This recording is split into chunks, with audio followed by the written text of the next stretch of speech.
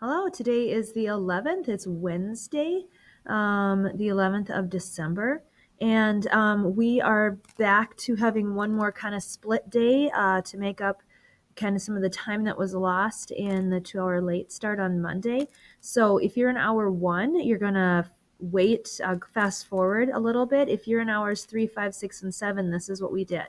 So your word for everybody today is emancipation. It means the freeing of slaves with no payment to slaveholders. So emancipation, if you're being emancipated, you're being freed of something. And so the emancipation in this case is the freeing of slaves from their slave owners, something that ends up becoming a new purpose of the war about halfway through in 1863. And another reason for fighting the Civil War. For the North, so now it's more than just putting the North and South back together. There's a purpose. You're freeing people who have been in bondage and slavery. We are looking at listing the two purposes of the Gettysburg. Sorry, I had a visitor. So we're looking for the two purposes of the Gettysburg Address today. And in this 2-minute Gettysburg Address that President Lincoln is going to give.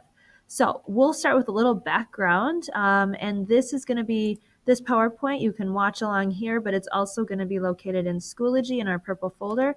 So the Battle of Gettysburg, just a little bit about it. Gettysburg is located in in Pennsylvania, just above Maryland, so right there. It's in the north. It's one of the few battles that the Confederates came up into the north to fight after they'd been winning a lot of other battles in Virginia and in the south.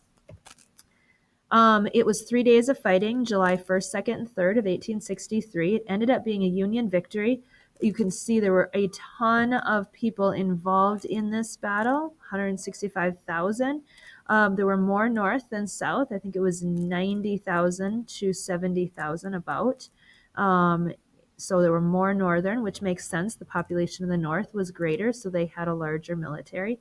Casualties, 51,000. Now, obviously, that doesn't mean all of them are killed. Casualties mean killed and wounded.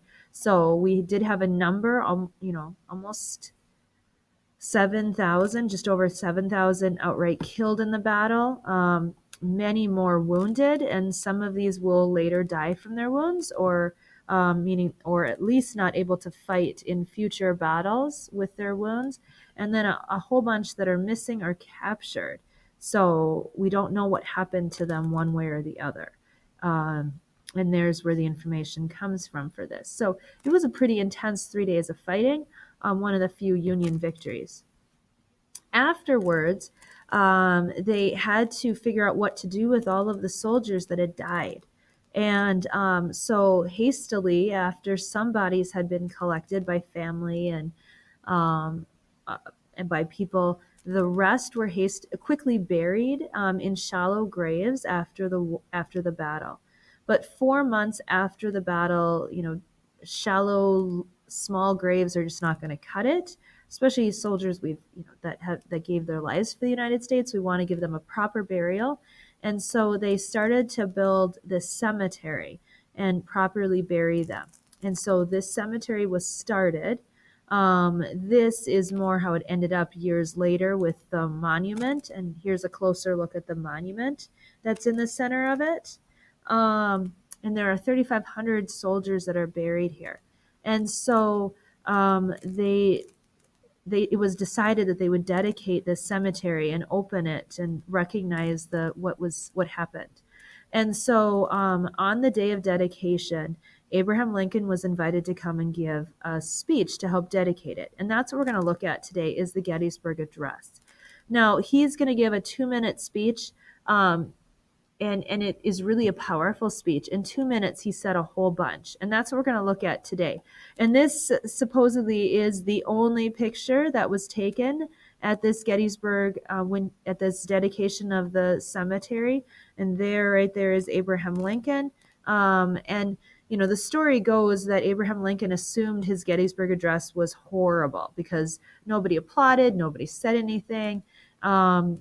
And it was just a quick 2-minute speech. And so there weren't a lot of pomp and circumstance, not a lot of ceremony or anything for him. So he came and gave a speech and then he left. But the reality is it's a hugely important speech. It changed the purpose of the Civil War. So what we're going to spend the rest of the hour doing is figuring out this Gettysburg Address. It's only 2.5 minutes in length. It's one page, double spaced. And so the first thing we're going to do is just listen to it. So you can look through it, and I'll include a link also in Schoology for you to listen to it. And then what you need to do is take a look at this. You can print it out if you'd like, or just write your answers in your notebook. But we got to figure out what some of this means. So where you see questions, I want you to answer them. Where you see question marks underneath words, I want you to define those words. You're going to have to Google this. And then we're trying to ultimately figure out what are the two purposes of the speech. The first one is pretty cut and dry, like why he was sent there, what he was sent there to do. But then the second one comes out and it changes the purpose, the reason we're fighting the Civil War for the North. So it creates a new goal for the North to fight.